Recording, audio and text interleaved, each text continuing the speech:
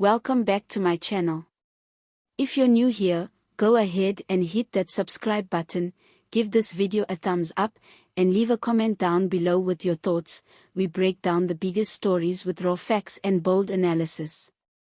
Now, buckle up, because today's topic is shaking both the South African and international political stage.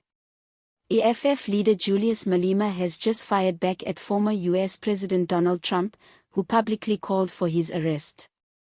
Yes, you heard that right, Trump versus Malema, a transcontinental political collision that no one saw coming.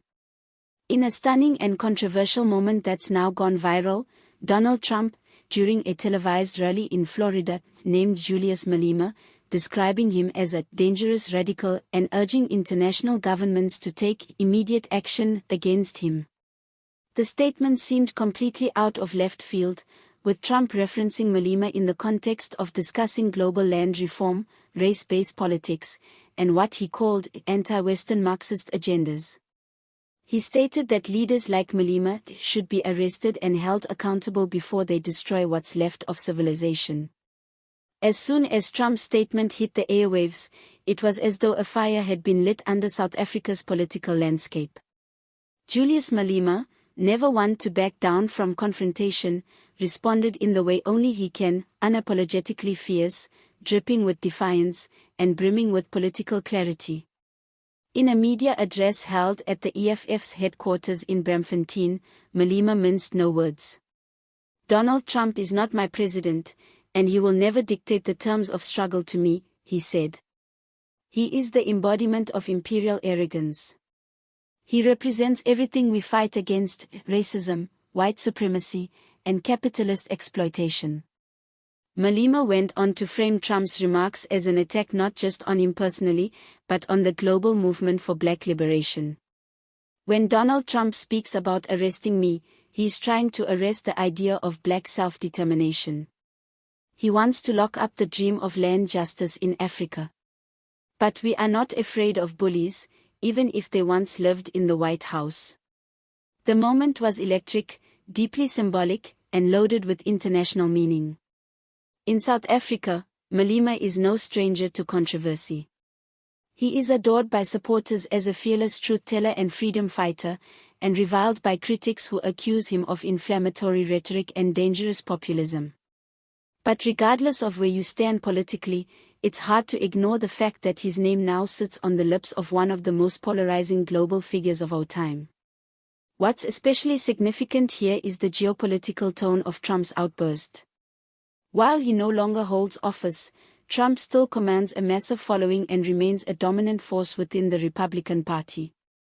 His words carry weight in conservative circles across the world. That he would single out Julius Malema, out of every political leader on earth, speaks volumes about how Malema's message is resonating far beyond South Africa's borders. And it begs the question, why now? Why Malema? Some analysts believe Trump is using Malema as a scapegoat to stoke racial fears ahead of the 2024 US elections, in which he is a central figure. "Trump has always used foreigner villains to energize his base," said one political commentator. By pointing to a radical African leader who talks about land expropriation and anti-capitalism, Trump is able to create a new boogeyman that fits perfectly into his narrative of Western civilization under attack.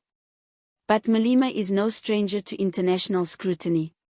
He has long been vocal about his vision for South Africa, a country where land is returned to its rightful owners, where economic freedom is achieved through socialist policies, and where historical injustices are not only acknowledged but reversed. He has spoken at international platforms, challenged global institutions, and criticized Western powers for their complicity in Africa's underdevelopment. For Trump to zero in on him isn't just a coincidence, it's an ideological clash of epic proportions. And Malema knows this. During his response, he called Trump a coward hiding behind democracy, and challenged him to a public debate. "If he is not afraid of the truth, let him meet me on a public platform, anywhere in the world. I will educate him about Africa, about our pain, about our fight. He must know, he cannot stop the winds of change by shouting on a stage in Florida. That invitation sent social media into a frenzy. Hashtags and memes began trending worldwide.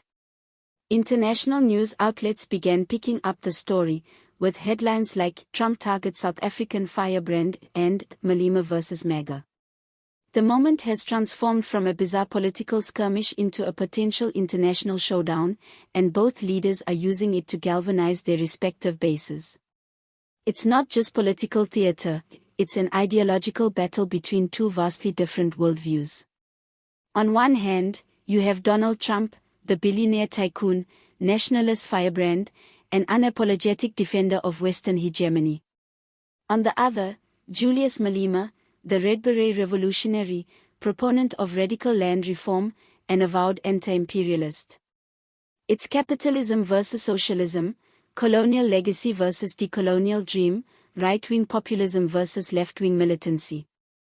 Of course, the South African government has had to issue a statement distancing itself from Trump's remarks, calling them irresponsible and inflammatory.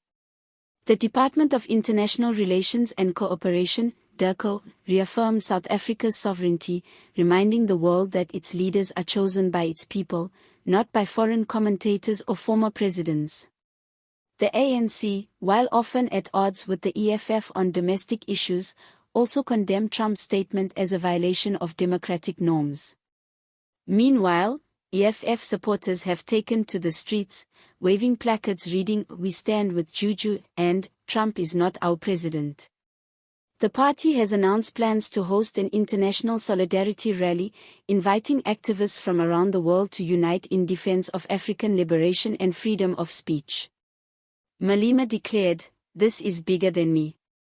It's about all of us who believe that Africa must rise and stand tall, without fear or apology."